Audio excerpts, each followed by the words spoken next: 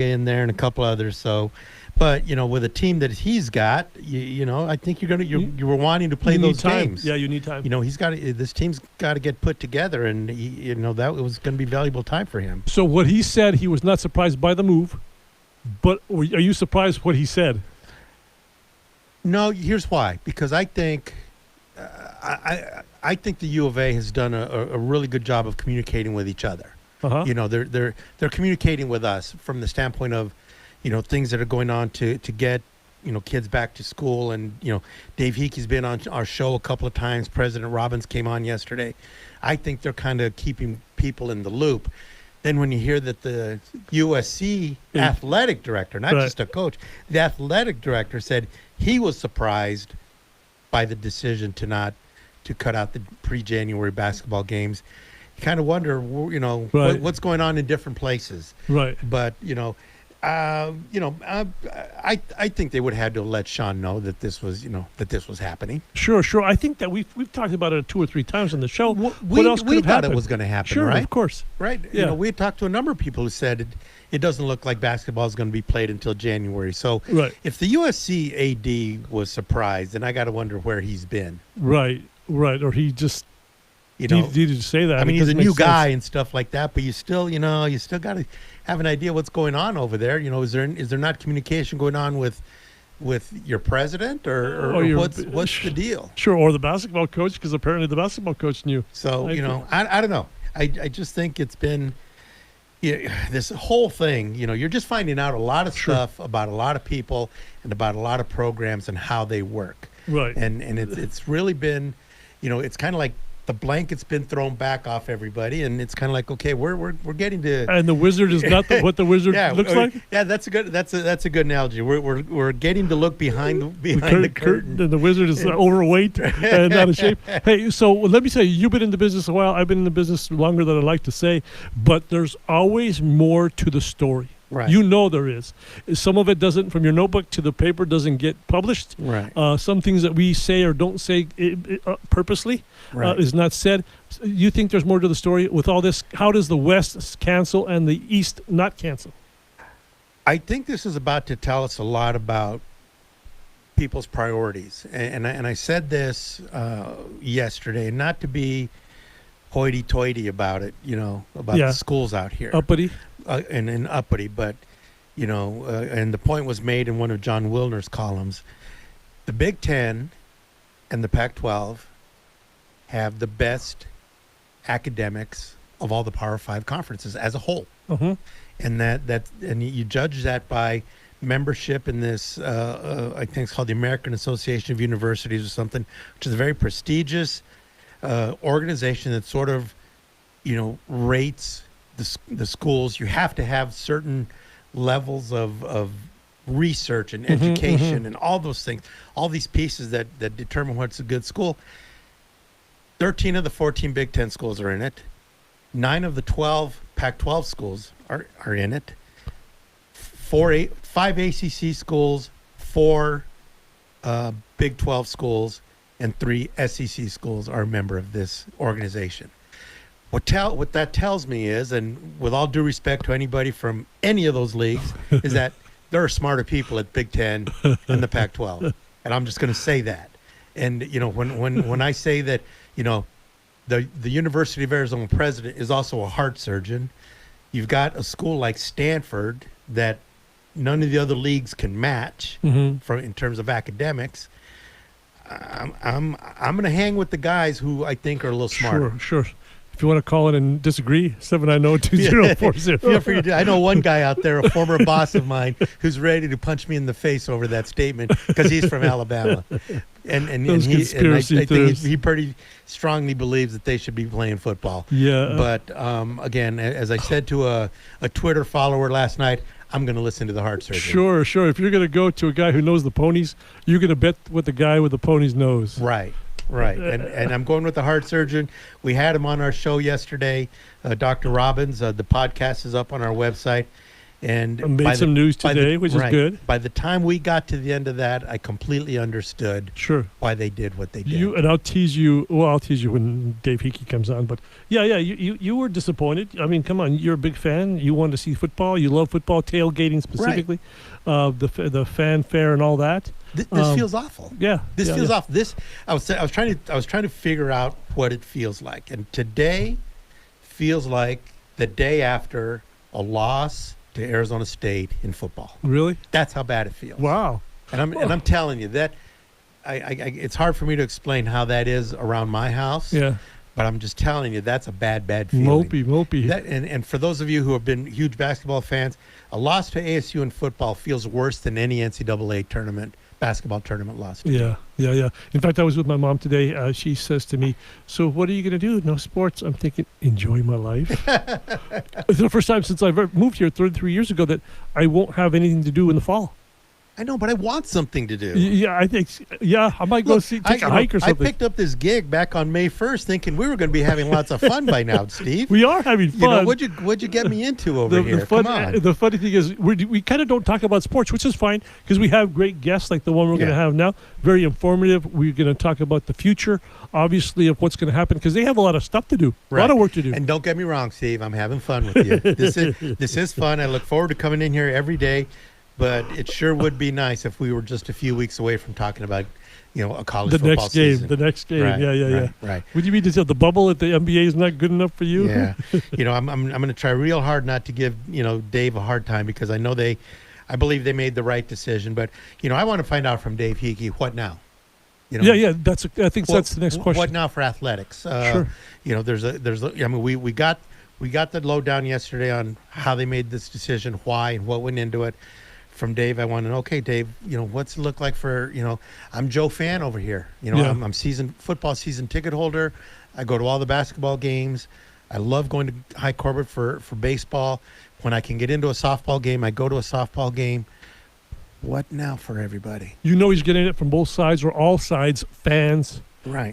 Students, players, athletes. Right. Just so many ways.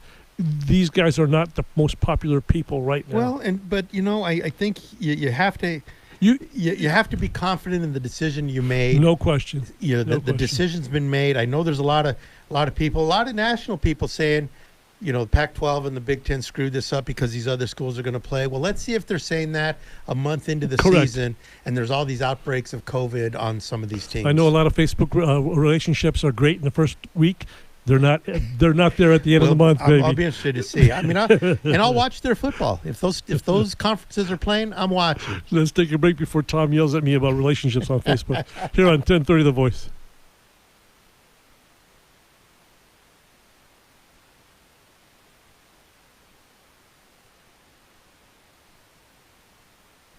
Listen to the live stream and find podcasts of your favorite shows at kvoi.com.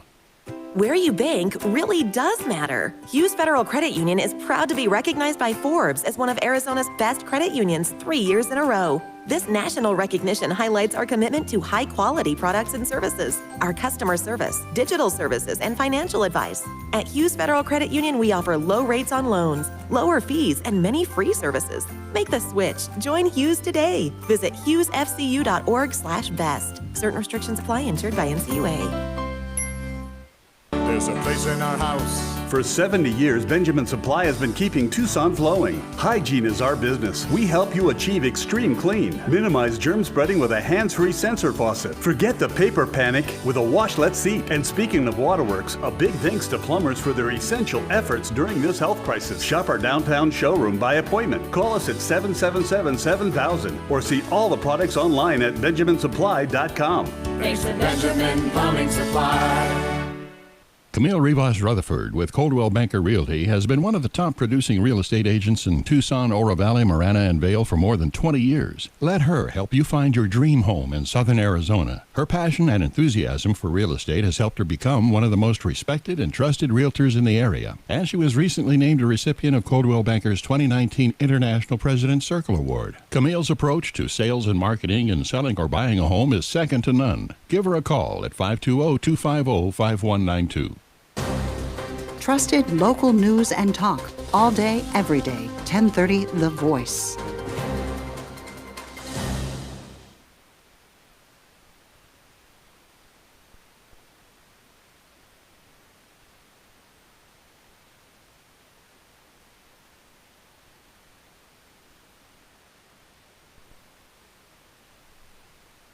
Hey, welcome back to Eye on the Ball here on 1030 The Voice. I'm Steve Rivera alongside co-host Jay Gonzales.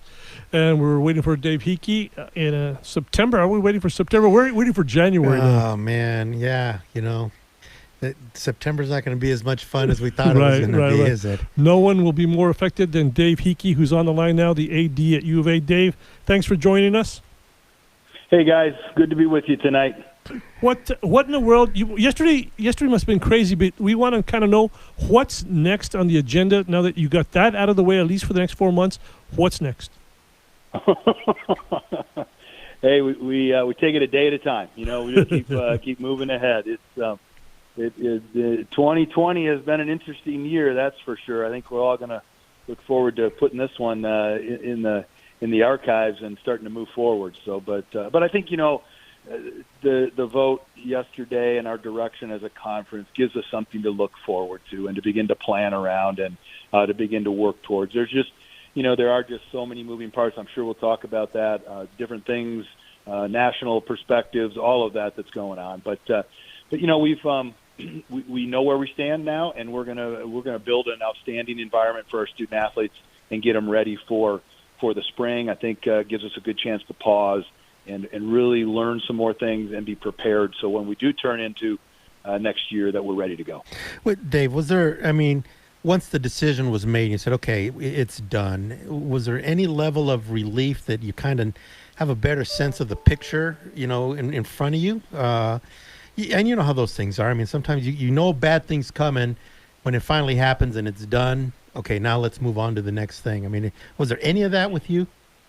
Well, I think it probably, it wasn't instant relief for me. I think, yes, you have to move on. You have to accept things and begin to move on.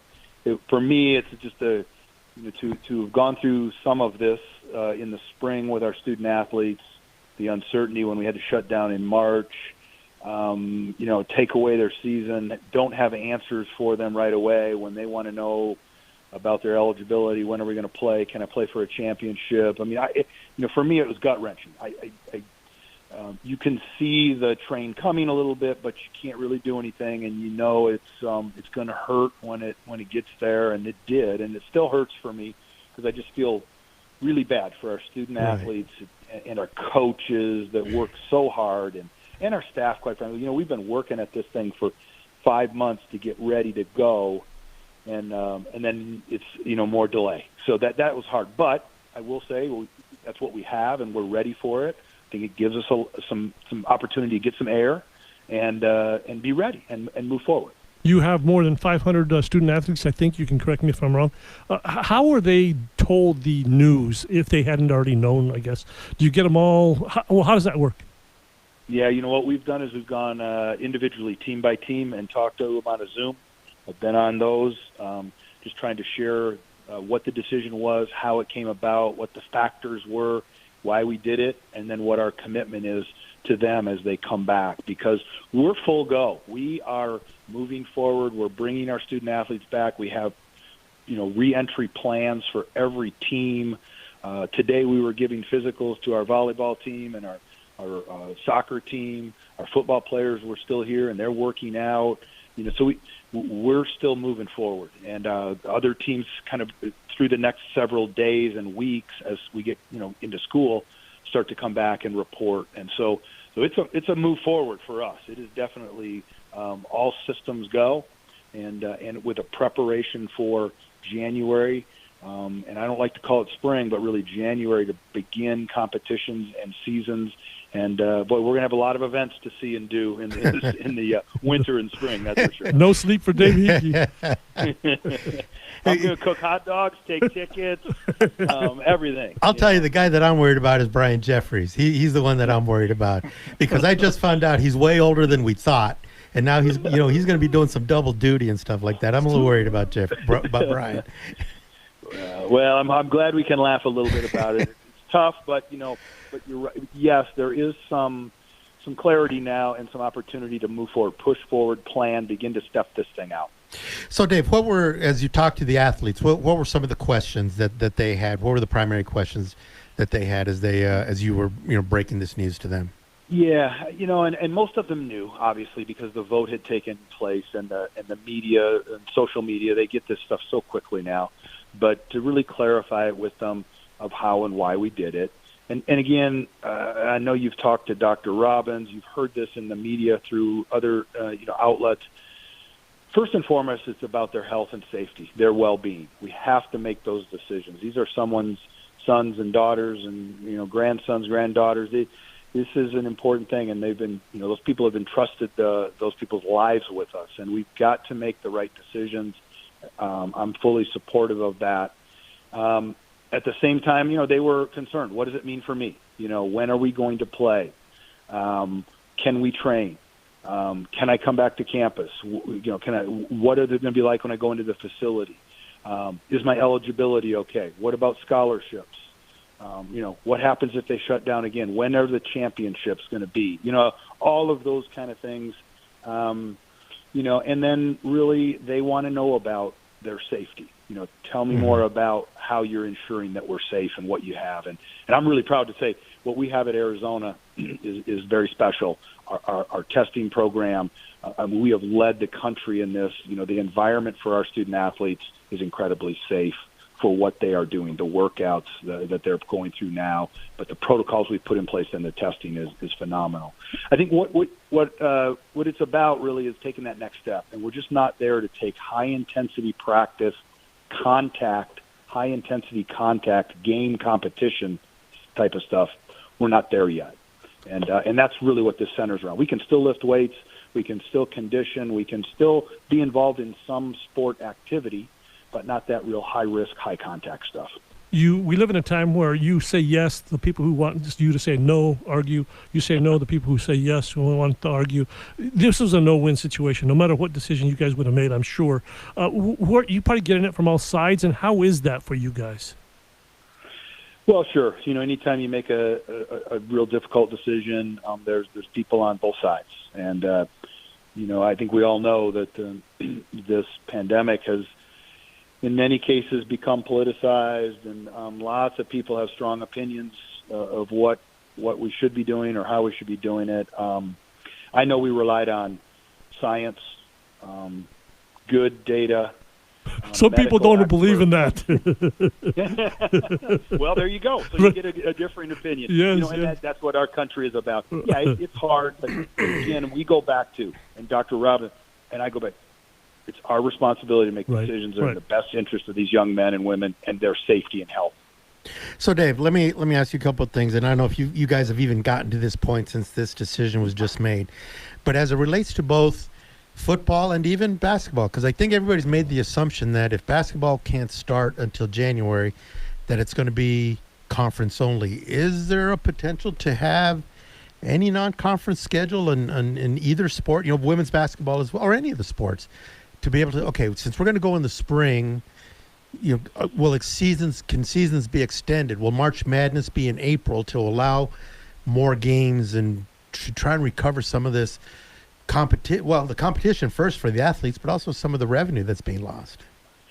Yeah, and I think those are all great questions and points, and things that we're considering right now, and have really, quite frankly, considered. We didn't go totally blind in this, knowing that hey, the spring offers some opportunities. Now we've got to figure out how to layer all of those, because it becomes busy. How to develop championships that make sense. And I think it has got a little bit confused. We haven't said we've altered schedules, so to speak, and said we're eliminating non-conference or we're only going to play shortened seasons.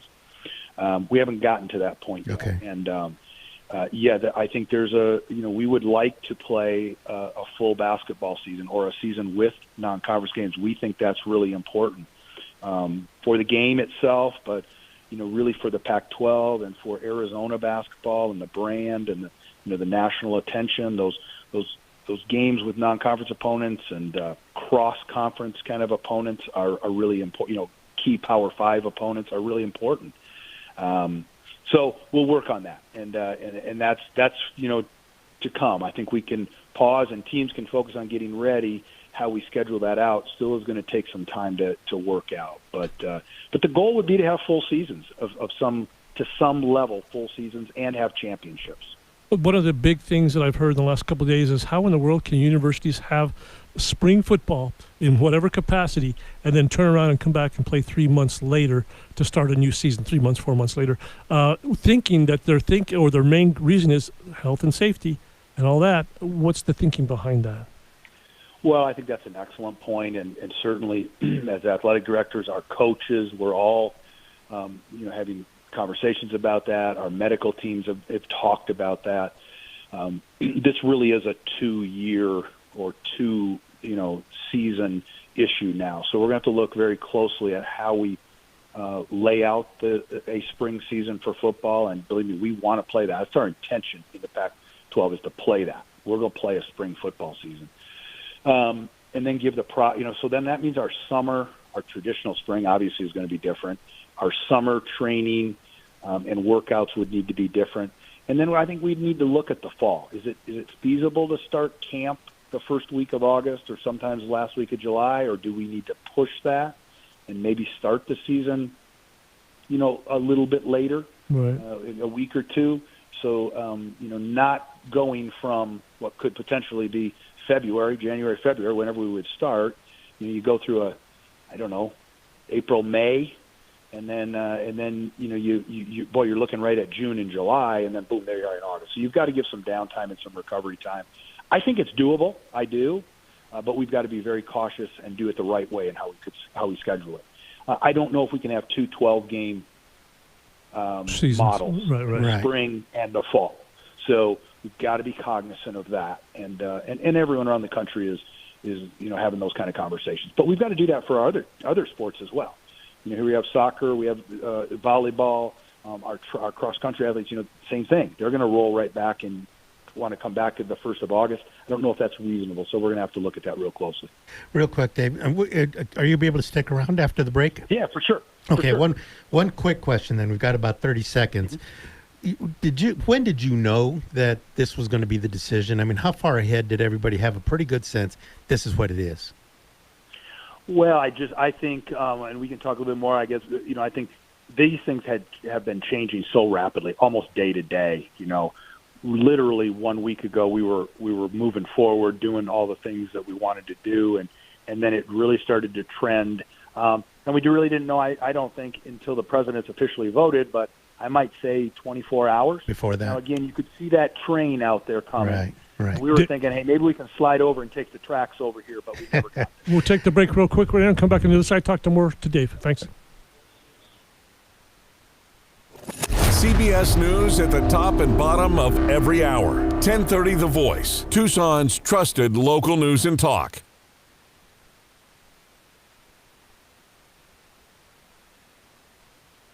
High before drifting back. The Dow Jones Industrial Average gained 290. The S&P added 47. The Nasdaq climbed 229. For Lyft, it was a quarter to forget as the coronavirus pandemic sent revenue down 61% from a year ago. But the results were not as bad as expected, and the company is still expecting to be profitable by the end of next year.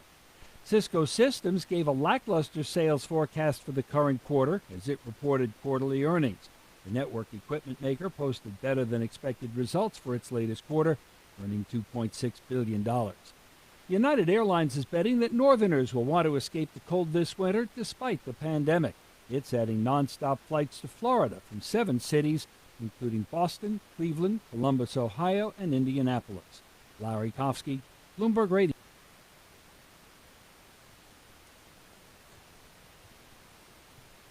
Okay, James. All right. Thank you so much. Okay, thanks. I know you'll be back. I'm confident. If they ever get so desperate. But, like, I don't know. They'll see the light. These days, most families are concerned with having the right insurance coverage. Protecting your family, home, auto, and other valuable possessions can be challenging and sometimes expensive. Crest Insurance gives you flexible options and solutions while saving you money. Insurance is not one size fits all, and at Crest, we find the coverage that's best for you and your family. Visit us online at www.crestins.com or call us toll free at 888-881-5765.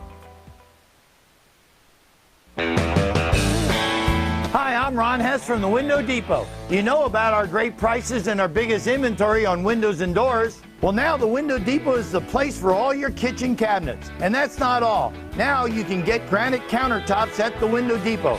That's right, we now stock a large variety of prefab granite countertops starting at $116 for a 9-foot section. That's less than Formica. So come into the Window Depot today, because now we have granite. Tucson's Hispanic Voices, bringing diversity into the conversation. We'll talk local politics while fostering a culture of respect and understanding. Plus, we'll share stories of music, food, art, and culture. Tune in Saturday mornings from 10 to 11 on KVOI 1030 The Voice. Tucson's Hispanic Voices, sponsored by MPG Automotive, HT Metals, the Law Office of Natalie H. Haywood, and music by Gabriel F. Romo. Trusted local news and talk. 1030 The Voice.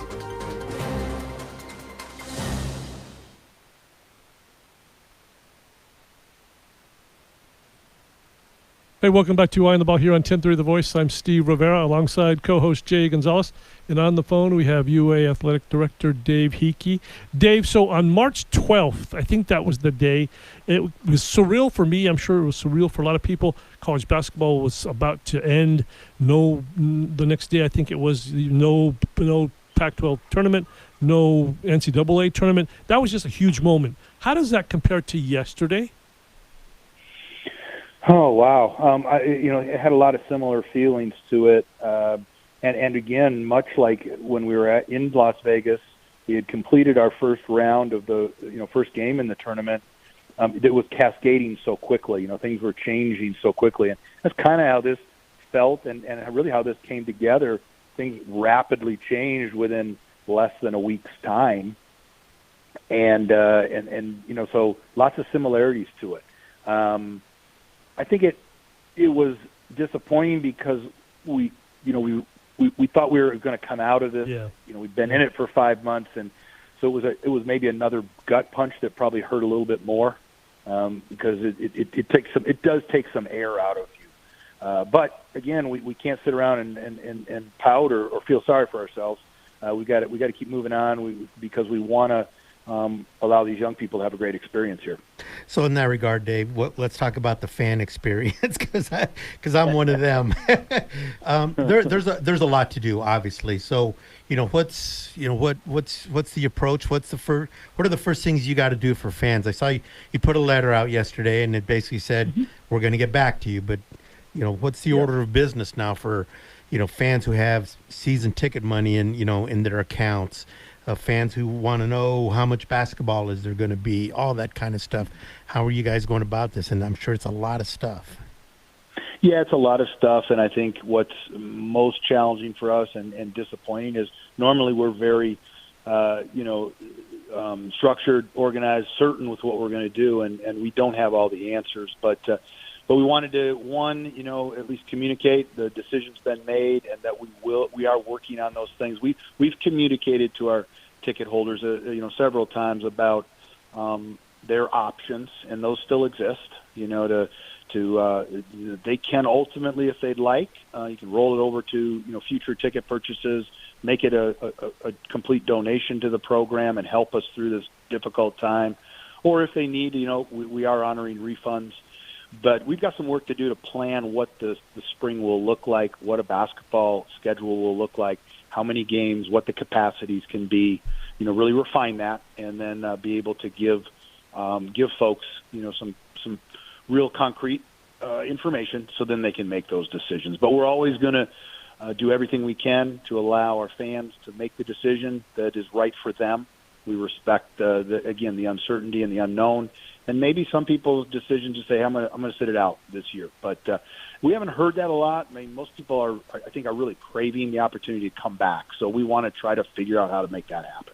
So we had Dr. Robbins on yesterday. You know that he said something that I thought was pretty interesting. I think Jay did too. That he was stayed out of this a little bit. He let you handle everything, and is that right? Because he has the school to worry about how to get these kids back. Is that? I guess that's true. How was that? You were deep into this. Well, yes. I mean, again, the president is certainly. I'm in constant, communication with him and updating him on these issues. But he's like that with all of the different units and areas on campus and the issues that we have going. He has, so many of those, and he's in the midst of trying to keep the team working forward to opening school, to get our students here, to get our students back on campus and to get us going. So. Yeah, he can't dedicate 24 hours to this a day, 7 days a week, and that's my job. That's our job as our leadership team and our administrators, and certainly the conference staff, the ADs around the conference. So we try to work through those issues, and then try to provide guidance, counsel, thought to our presidents, recommendations that they can then debate and ask questions about, and then ultimately they'll make the decision with that. Dr. Robbins is really a special president. He's very engaged, though, and understands the issues. And obviously, we all know he has a passion for the sports world. He understands it. He understands the X's and O's, for full pun intended, I guess, here, right, of it. So he can really, but yet at the same time, he's putting that into the overall university package of where it needs to fit as well. But I think we work well together, and I think it allows him to be inserted at the right moments and to be fully engaged and know what's going on, but not getting bogged down on issues when he needs to, be very attentive to other things that are important for this university. Okay, so now it's only been a little over 24 hours since you guys have made this decision, and so I'm feels like a couple of weeks. It does, and I told Steve, I said today feels like the day after a loss to ASU in football. I mean, that's how bad it feels. It's just like an awful feeling. But, you've had 24 hours and only, but now, you got to start planning for post-January, let's call it. What kind of a timeline are you on in terms of figuring out, for instance, if basketball is going to start right at the beginning of January, when do the student athletes, when can they start practicing, when they can be around each other, the other sports? Is that timeline just now starting to be figured out, or have you guys already had that in place? Well, we somewhat have it in place. Obviously, we were planning for these student athletes to return to campus, so we're moving forward on that.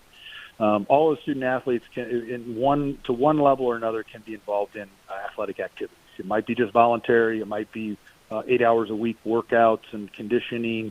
They're all in different stages, and so we follow what currently is in place so that our athletes can be in the building and begin to train and work out. But though, we have, as we've done through this entirety, we have work groups really assigned with experts, administrators, coaches, some retired folks that kind of are involved that can give guidance. Just people around each sport and around each activity, whether that's how do we reengage the fans and bring that side to it, but yet.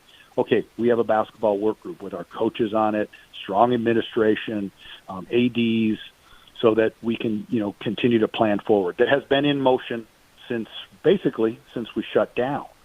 So now it's a quick pivot. Okay, we've decided on January. How does that work? What are the priorities? And so we're doing that with all of our sports, with volleyball, with soccer, with cross country, with football. Those groups are really active again and working on now these new contingency plans, so that we can be ready for the winter, spring, new seasons as we go forward. So a lot of work, but we're not starting from a blank script here. Our basketball work group had talked about what if, and we all talk about what if. And I think I've mentioned here once before, we've had the spring thing out there. It wasn't like now we got to go, right, can we do spring? No, we knew that. Now we didn't want to get to that. We didn't want to do it. Kind of resort. Yeah, but we knew we had to be ready and have to be able to pivot and now begin to plan for that. With all due respect to football, A lot of people love basketball here. You know that. Do you have a lot of foreign kids coming in? Are they all going to be here? All going to be here in time to start school? Yeah, that's the thought right now, that they'll all be here, and certainly for the basketball group, they're coming in. We've got several that are here in town, and the rest will be here by the time school starts. That's how we interpret it, and we hope that everything stays right on track. So. And they start practice. I mean, really, right now, people want to know, when will they start practice? Yeah, and let's, again, I know this is sometimes a little complex or a little strange for people to follow along. Practice, when we talk about practice, official practice, that's when we're into the 20 hours a week, right. Real practice, full team, coaches coaching, players playing, doing that. But that won't start. You only have so many days before your first game. That's kind of how this works. The calendar works back from your first game. Mm-hmm. You get 40 days of practice, so you've got to lay that out. That's real practice. Then before that, you have opportunities for conditioning and weightlifting, weight training, some walkthroughs, some small groups. You can have 4 at a time. You can be in the gym and shoot and do that. Same with football, same things. So you work through those series, and that's what we're laying out right now, based on when a new season could start, how we work back from there, and then shortly here, and we need to do that in the next couple weeks, have a calendar for all of these sports. Yeah. I think we can do that math. We'll figure it out. So. Yeah, no, we can get that done. And I think our coaches, we already have an idea. Question of the day. Yeah. Is your crack stat crew for basketball going to be used, or are we out? Because you guys, because we're going to be so careful as to not keep old guys like myself and Tom Duddleston off the scores table. Come on, you guys are young guys now. So, Tom's really old. We're operationally, we're looking at all of that, and obviously we'd have to do it in a way that we don't even know from a fan perspective. But we can look. We're looking at the NBA models, looking at a lot of different things on how we can put that together and run a game at least with the right kind of social or physical distancing. We don't want to have to put all of those folks off in a room somewhere and watch it on TV and run the stat crew that way. We don't want to do that. But I think we can manage it. I think the crew might still sit courtside. All right, I've got a 30-year streak, Dave. I've got a 30-year streak going. I can't let that go. Last time we talked about you needed the hot dogs. No, and tickets. Have that conversation? He begs for hot dogs, tickets. I just said don't mess up the nachos. I love the nachos at the stadium. That's right. Dave, thanks a bunch for joining us. We always love having you. It was great having you, guys, Dave. Thanks for having me, and we'll get through this. I look forward to talking to you again and giving you updates. Appreciate it. You were in a lot better mood than I expected you to be, so thanks a whole bunch. Thanks, Dave. Hey, we don't have a lot of options. We're going to get through this thing. Appreciate it. That was Dave Heeke from the U of A Athletic Department, the AD, in fact. Let's take a quick break here on 1030 The Voice.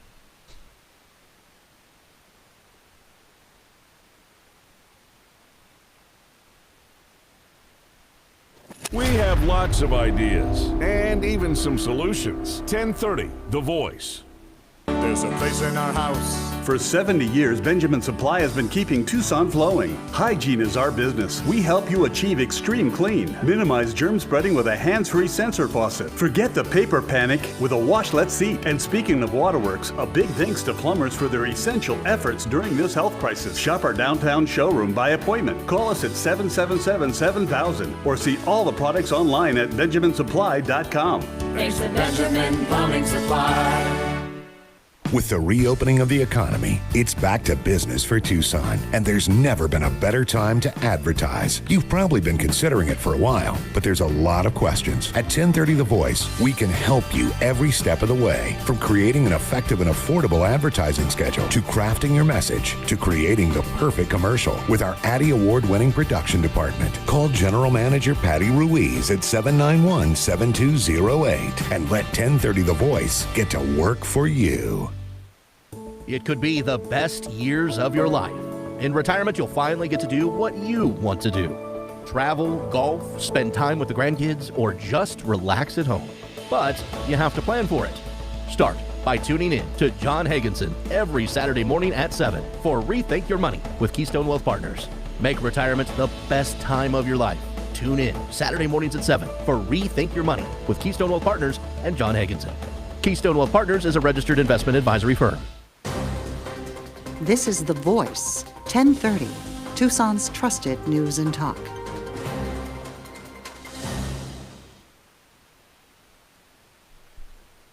Hey, welcome back to Wine the Ball here on 1030 The Voice. I'm Steve Rivera alongside co-host Jay Gonzales.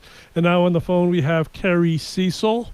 How are you, Carrie? We really appreciate you coming on the show. She's not there yet. Like, it's a little weird. I don't usually sound like Lauren Hutton, but it's been a busy 48 hours. We were going to say, you must have been crazy busy given what you do, and you can explain what you do, because you're kind of like bouncing all over the world via Zoom, probably. Yeah, everybody's zooming their lives away. We hope it's not just me. I mean, I do very high-level, high-stakes crisis communications and litigation communications for a lot of different entities, from Sony to Comcast to the NCAA to conferences and commissioners and head coaches and all kinds of folks. So it's been a busy time for me on the athletic side of our business, particularly in the college athletic space, and multiple variables that have been up in the air due to the pandemic, public Carrie. health crisis. Hi, Carrie. This is Jay. How are you? Oh, hi, Jay. It's been a while. I missed you at the Sugar Skull. I hope the Sugar Skulls missed me too. So let me ask you. You know, there's, so much going on, and you know, the dealing with the media and the communication angle of all of this as it relates to conferences and schools and the NCAA and coaches. But you know, what has been your overall take in terms of how they're all handling this? You know, you've got such a division of opinions of what's going on, but you know, what's your opinion about, you know, the way things have been coming out, I guess is the best way to put it. You know, mine is not to question, mine is to execute. Okay. I try not to have a whole lot of opinions. I like to say that I'm pandemic plan agnostic. So, you know, everybody is, I feel like it's a reflection of our country, you know, whether it's the protocols are, you know, divided based on what people believe to be true. So, you know, go ahead. Well, I was going to say, but when you see something like, for instance, like, I'll just use an example. And look, I'm a longtime media PR guy as well. The Pac-12, you know, they did their news conference. One of the big points they made in the news conference was this was a unanimous decision. Well, it obviously wasn't unanimous in the Big Ten, because as soon as it came out, Nebraska started looking for a place to play. So, you know, I mean, is there an opportunity to work with groups like that to advise them on how to deal with that stuff? And, you know, when you have a Nebraska that, you know, goes off the plan, I mean, how do you help them with that? Who am I helping? Let's say the Big Ten, because they had a school that just. Let's say the Big Ten, because they had a. Who's writing the check? Okay, Is Nebraska writing the check? I'm guessing if you're working for the Big Ten and you've got a rogue school like Nebraska saying, well, we're going to go find somebody to play. I mean, what's your advice to those guys? I mean, I'd take it a step back. So I think that Commissioner Warren, as well as Commissioner Scott, with their institution presidents and the advice of experts, and it wasn't an easy decision. The Big Ten announcement and what we would categorize, you know, off the books as what I would think would be a preliminary polling of voting. You know, showed a couple of different schools, I think Iowa and Nebraska, that were opposed to postponing the season, and that leaked.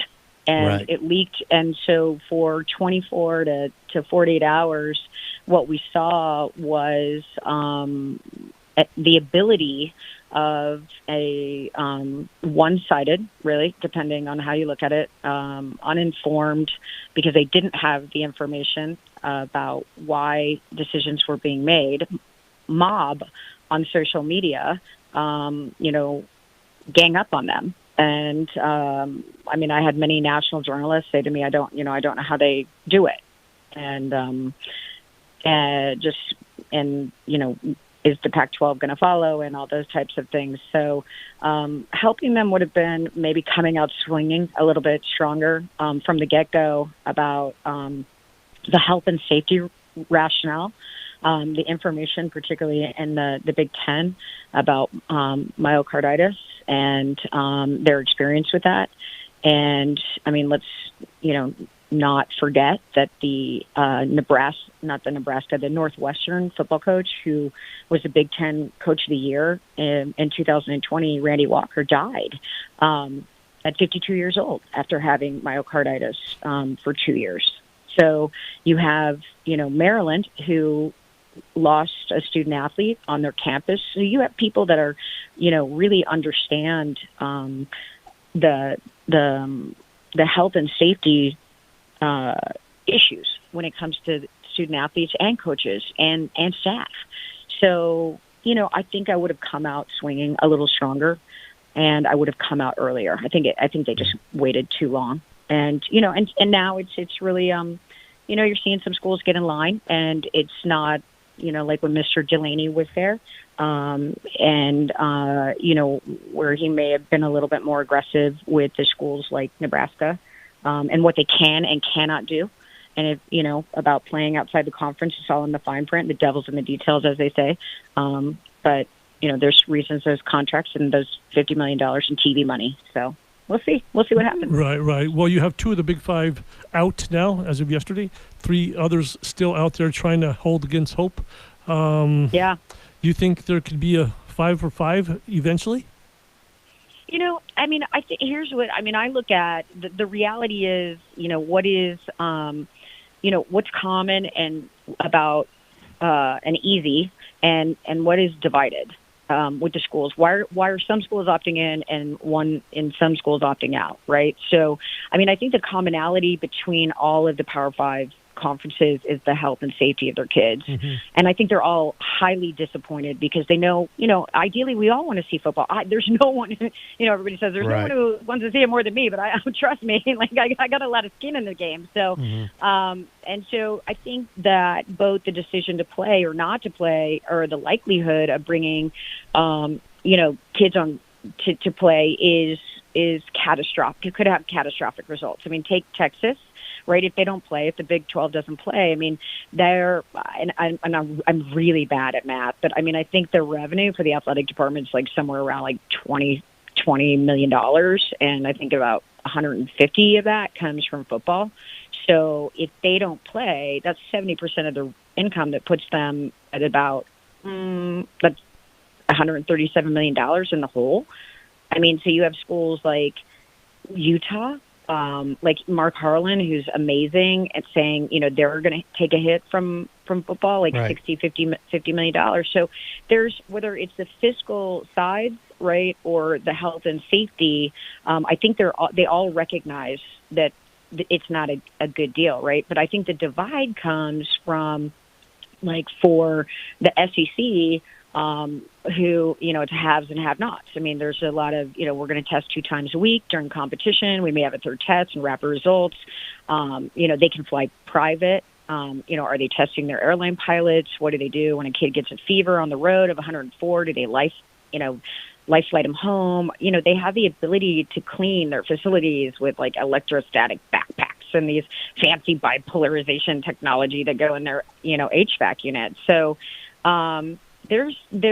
it's the haves and the have-nots. I talked to someone in the SEC today, a coach who just said, this is different. This is the SEC. They'll find the money to play. And if you look at the NFL and you look at the NBA, they're testing every single day. I don't know how you do that cost-wise in the Power 5. I just don't. And then for every kid who gets positive tests, you've got to now put them through these special MRIs for the myocarditis, and those are $4,000 a pop. There's just so many risks and unknowns about this virus that we should all be mad at the virus. Don't be mad at the AD. Don't be mad at the president. Don't be mad at the commissioner. Don't be mad at the doctors. Don't be mad at the doctors, right? They don't want to call. Nobody wants to call it a season, right? And then everybody who's playing, are they going to be liable? In 2025, are we going to see a commercial that says, hey, are you obese? Do you have diabetes? Does your heart beat too much? Do you have shortness of breath? Did you play football in 2020? You may have myocarditis. Call this number. Right. You have to think about health and safety first, which I think is what they're all doing, liability, and then what do we do to mitigate risk, and how do we do that safely? So, we shall see whether all the dominoes fall. I don't know. Yeah, and that's the whole thing. And, I think one of the puzzling things that, that we've all talked about is, how is it, why is the information different in different parts of the country? And it's stunning to me that nobody was able to pull it together and say we all should be listening to the same people, right?